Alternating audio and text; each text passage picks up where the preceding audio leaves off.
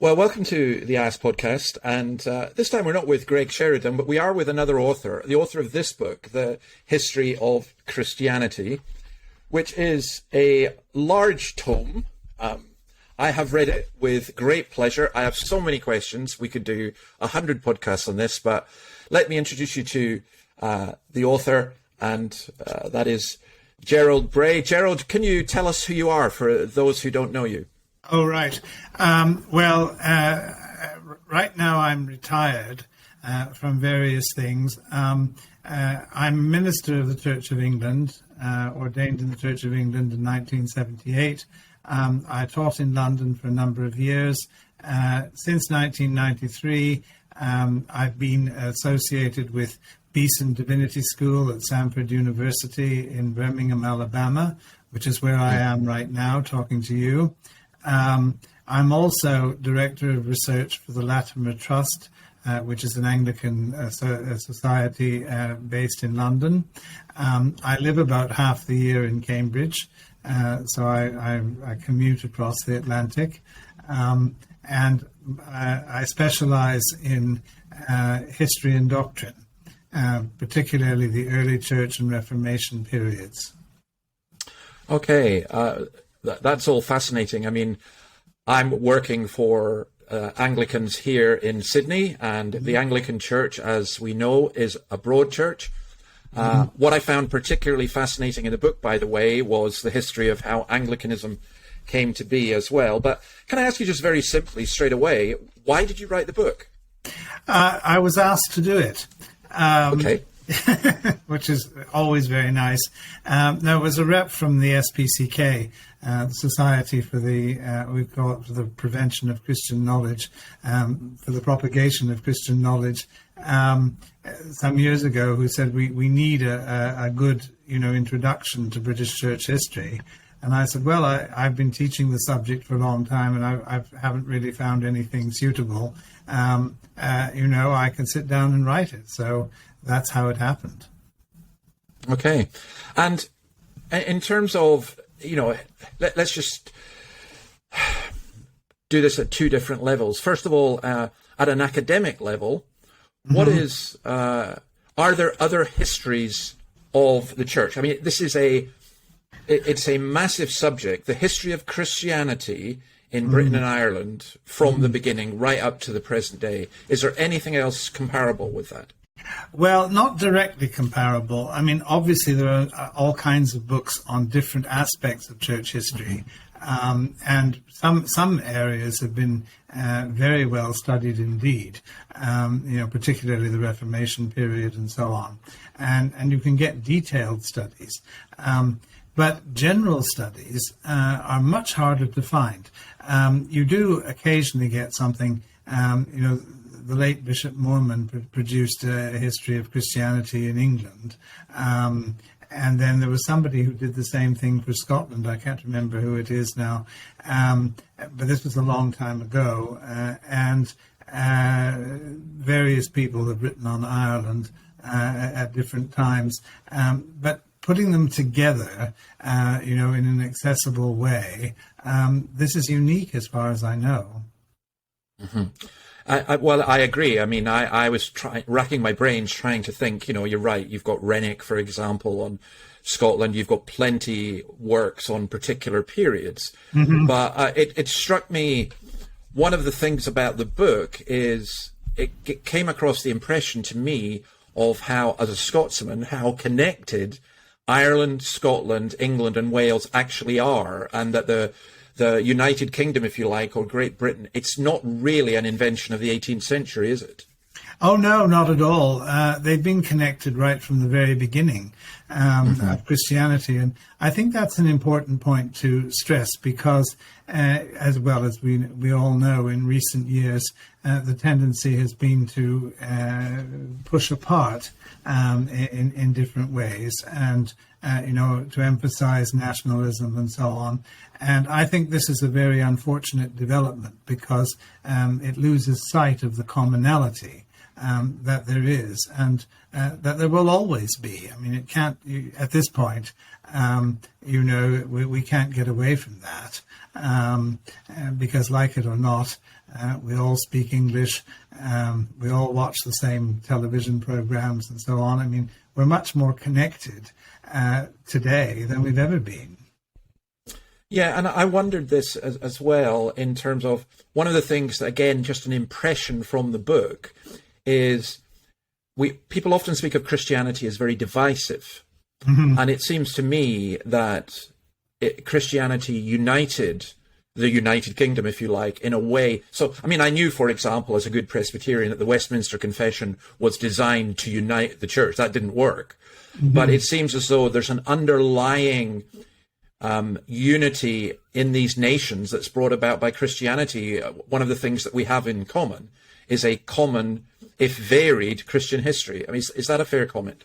Oh, yes, absolutely. And it's interesting that you mentioned the Westminster Confession, because you've probably seen there's a 3-volume history of Scottish theology, which came out with Oxford University Press, of all things, a couple of years ago. And of course, the Westminster Confession was essentially an English document. I mean, Westminster and so on, and there was a strong Scottish representation. But that it was designed in London and produced there, and for political reasons, of course, it fell apart later on. But there was a very close connection, and indeed, the Scottish Reformation was very closely connected with England. John Knox, was a leading Anglophile, which people tend to forget. Mm-hmm. Mm-hmm. And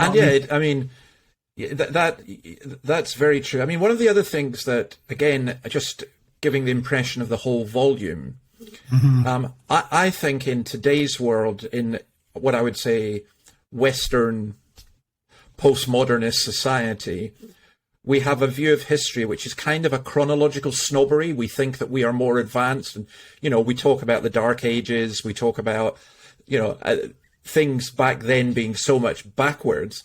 As I'm reading through this, I'm getting the impression of kind of a deep work of God going on at different times, but also a great deal of intelligence and scholarship, also humanity and so on.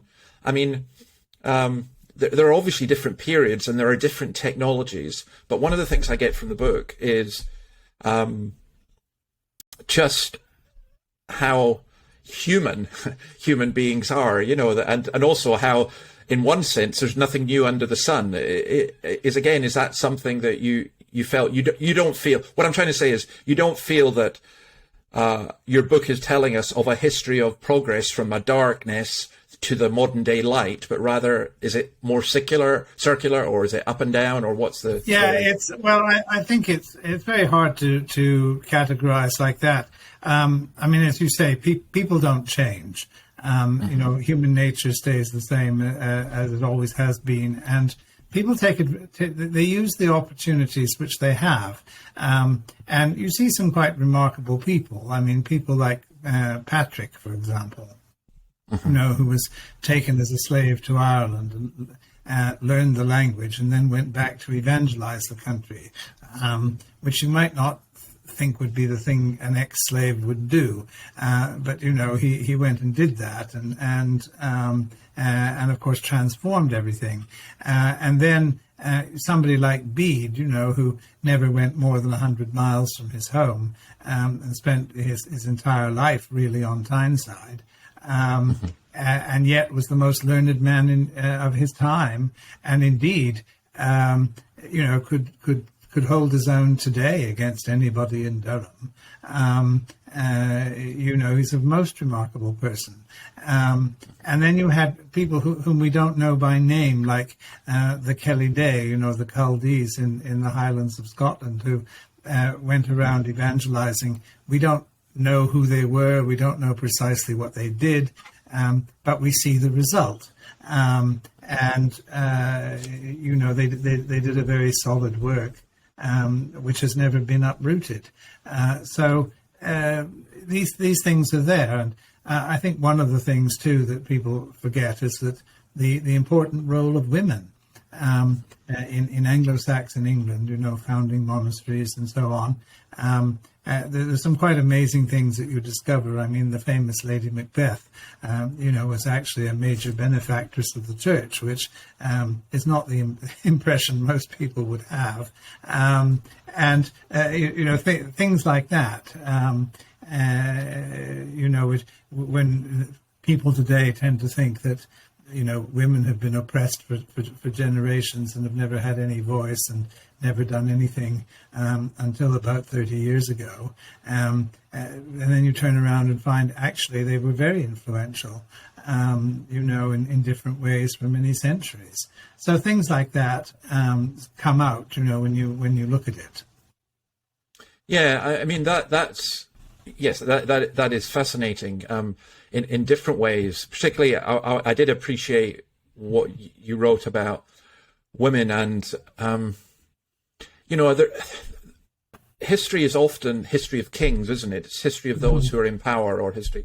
And I appreciate the emphasis you brought out. Going back to what you were saying there, I remember in Scotland we had this impression of the Picts as being some kind of druidic warriors who were, if you wanted to be a pagan nowadays, you would say, oh, let's go back to the Picts. And like if you were a Christian, you'd say, let's go back to the Celtic Church, which you deny existed. But right. What intrigued me, I grew up right in the north of Scotland, and we had in the village of Ballantor, Chandwick, the seaboard villages, a Pictish stone there. And basically every Pictish stone we discovered, that has been discovered, has Christian symbols on it. Yes. The notion of the Picts as pagans, seems ludicrous. Even, it seems from a very, very early on, the Picts were as Christian as everybody else. Yeah, that's right. I mean, obviously they must have been pagan at one time, because everybody was pagan. But when the Christianization came, it didn't respect that kind of boundary. It just, it went everywhere. And the problem we have is that is lack of knowledge. I mean, there aren't the documents to substantiate or to make it possible to reconstruct in detail what exactly happened. But the results are there. I mean, what we do see, points in that direction.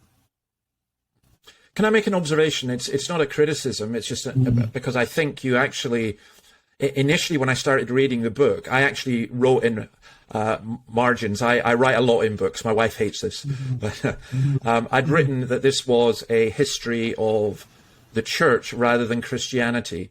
But then as I went on, I realized more and more that, there are limitations of our knowledge. By definition, it's going to be about the church. And I thought you brought out very well how Christianity, in one sense, as Richard Dawkins would say, is a bit like a virus. It just spreads and then suddenly it appears. I mean, what would you say to somebody who made a criticism of that, said, well, this is all about the church and bishops and so on. It's not about Christianity, which spread amongst the common people, etc., etc. Well, I would say, first of all, of course, you're limited by the evidence that you've got. And the evidence that we have, tends to be evidence that the documents which were composed either by or under the supervision of people like bishops and what have you. So inevitably, that's one thing. But no, I bent over backwards to produce things, for example, like The Dream of the Rood, the poetry, you see, or St. Patrick's breastplate. Evidence that isn't from if you like, the church. And to stress that the behavior of individuals, I mean, the missionaries, Patrick and people like this, I mean, okay, of course they were spreading the church, but you wouldn't say it was the church as an institution. And I think that, the story, for example, of the dispute over the date of Easter, which went on for such a long time, shows that it wasn't just the institutional church that was engaged in this. I mean, quite a lot of people were involved, and when the decision to adopt the Roman usage of Easter was made at Whitby, it wasn't automatically accepted by everybody. It took a long time for Iona, for example, to change, and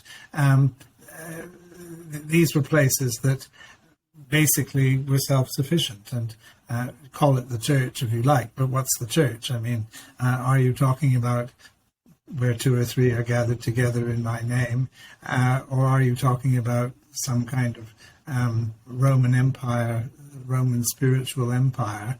I think that kind of distinction is really a modern analysis rather than something that was going on at the time. People who became Christians belonged to the church, and even though they didn't really have much personal experience of it, they would know their local community. But how many people made pilgrimages to Rome or somewhere like that? I mean, almost nobody. So it was more notional than anything else for a very long time. Yeah. Maybe you can help me with something as well in terms of how Christianity spread. We know it spread through the preaching of the word, prayer, the example, and so on. And there's an argument about using force. And I remember when I was studying Viking history, reading the Orkneyinga saga, and there's a marvelous line which I've cited in evangelism classes. It talks about Eric Bloodaxe and Thorfinn Skullsplitter, who just are wonderful characters, going to Magnus, Earl of Orkney, I think, and saying to him, the saga goes, they threaten him, they say, we're going to steal your cattle, burn your houses, take your women, unless you become Christian. And it ends up, the great line at the end is, and so all Orkney was baptized. It's, how do you comment about something like that? Well, I think, yes. I mean, this kind of thing was actually quite common, in what you might call the conversion of the barbarians of Northern Europe. I mean, not just in Scotland, but also in France and Germany and other places. I think you have to say, well, as in all things like this, you have to start where the people are. And the people who did this kind of thing, Eric Bloodaxe and whatever, this is the way they thought. This is the way they lived. This is something they would have done for anything. You go along with us, or else, that's the end of you. This would be a fairly standard approach to their whole existence. And I think that the truth of the matter is that over time the church modified this, changed this, and where you see it is in, for example, the legends of King Arthur, where knightly chivalry was exalted, and the sort of testosterone fueled warriors were transformed into warriors for Christ. Now, I mean, this may not be something that we would do today, but given the circumstances of the time, it was a kind of transformation over time of this, producing a kind of idealism, that I suppose fed into the Crusades eventually and things like this. I mean, you don't get away from violence and so on completely, but the church moved in that direction. It moved towards changing things. And you see this in many ways. I mean, the church was largely responsible for modifying and eventually abolishing slavery. For example, the church was responsible for raising the status of women in matrimony by insisting that the parties to a marriage should consent. And the idea that the woman, could not be married unless she gave her consent, which we would take for granted today, was almost unheard of.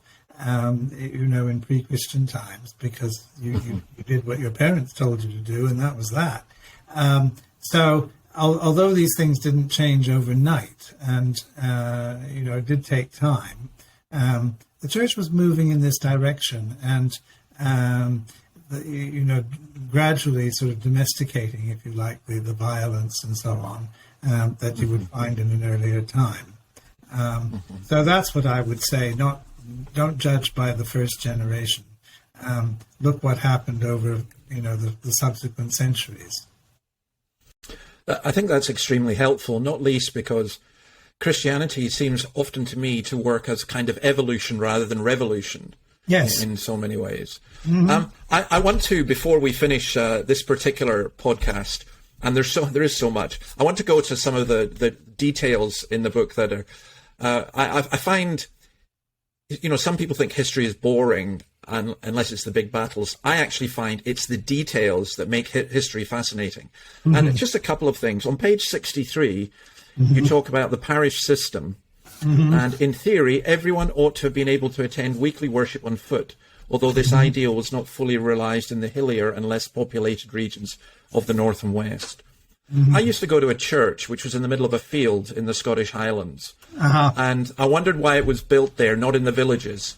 Mm-hmm. And the answer was given so that everyone could be within 2 hours' walk of the church mm-hmm. when it was built, 250 years earlier. Mm-hmm. Do you think that the parish system was it unique to the British Isles, and has it been particularly beneficial to the British Isles? Well, it certainly wasn't unique. Right. The parish system was introduced from continental Europe, most likely by the Normans into England in the 11th century, and then it spread. Across because it was a very good way of organizing not just the church but the country, because at that time, of course, there wasn't really what we would think of as civil government. It didn't exist. There was no post office or anything like that, and so how are you going to know who was living where, and the village, the different villages, and so on. And the parishes were designed to define communities. They weren't some sort of scheme, worked out by central government, to sort of like a checkerboard, dividing up the country. They were based around local economic considerations, where people lived, and so on, and were meant to be a unit like that. And I think for many centuries, yes, they were very valuable, because within a parish, people knew each other, and were obliged, as time went on, to take responsibility for each other. The origins of things like the poor laws, for example, this started at the parish level. And of course, the parish priest, or whoever was running the church, would be responsible for collecting the tithe and things like that, and making sure that everybody within that community was taken care of in one way or another. So it was a very beneficial system. I think the where it broke down, of course, was in the Industrial Revolution. But what is so interesting, to me at least at that time, is the fact that people realized the importance of parish life, and tried to recreate it or revive it. Someone like Thomas Chalmers, for example, his sort of social vision really comes out of this. How are we going to look after people? How are we going to, organize now that the populations have shifted, now that the economy has changed, and to try to work out how that could be done. And of course, there were limits to what was possible, because by then, everything was very sort of clearly defined, and people had rights and all sorts of other things. And huge cities like Birmingham or Glasgow or somewhere like that, which had always existed at some level, but now became enormous. And the parish system as it had been originally conceived was no longer viable. So that's the situation you have. But even today, outside the city areas in rural Britain, I think the parish is still meaningful. Yeah, as a parish minister in a Highland charge and then in a city charge, I've actually become more and more convinced that the parish model is one that we need to reinvent for today. Which is why I was intrigued by this, because Chalmers' St. John's experiment was, I think, designed, and his 250 quod sacra chapels, they were designed to recreate the parish within the city, that system of care and yes, and my wife's a social worker, and she doesn't argue, but there is an argument, and she got this in her training a little bit, that the modern social work system derived out of Chalmers, actually, particularly his attempt to bring the parish into the city. And so that's all that it gives the value of looking at history and understanding our roots, and their value for the present. And I am going to finish just now, because we're going to come next week to look at how this all applies, because you very helpfully, you don't stop at, say, 1950 or whatever. You come right up to the modern day,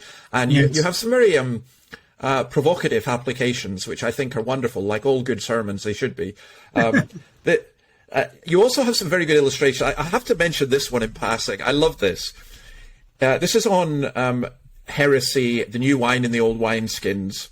And on page 147, you say this: it may be added in passing that another regulation of the Church in England stated that anyone who preached incomprehensibly could also be arraigned for heresy and burnt at the stake. How many later generations have lived to regret that this rule has never been enforced? Yes. I love that. I love that.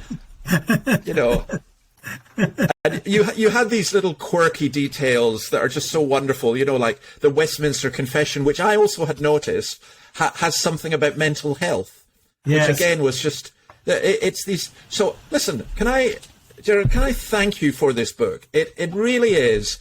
I'm glad I got it in hardback. I would absolutely recommend anyone who's got any history in Christianity, particularly in Great Britain, they should have this as a standard textbook. That's what I'm going to say. I know nothing like it, and I'm deeply grateful to you for it, and grateful that you've been willing to come and discuss it with me. Oh, no problem at all. I've enjoyed it very much. We'll see you next week. Okay. See you next week. Bye. Bye.